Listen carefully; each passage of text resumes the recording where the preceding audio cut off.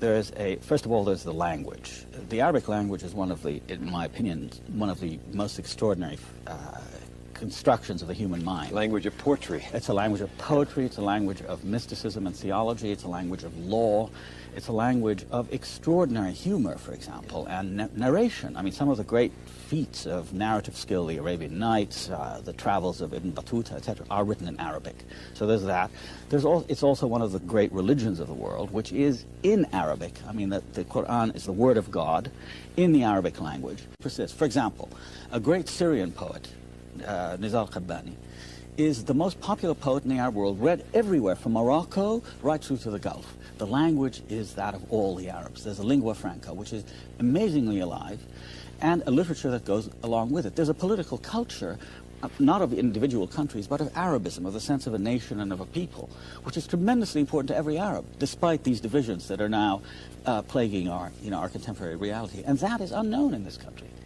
You're really fascinated with that language, aren't you? As a writer, you're a professor. Well, it's not only a rich language, it's been so much maligned, because it's considered to be a very difficult language. In fact, it's not.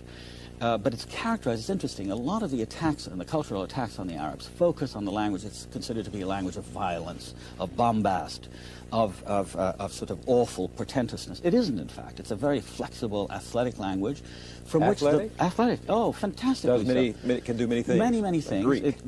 Exactly. Most of the great classics of the Greeks came, the scientific classics, the logical classics, the works of Aristotle, came to the West through Arabic translations. I mean, that's how they were known.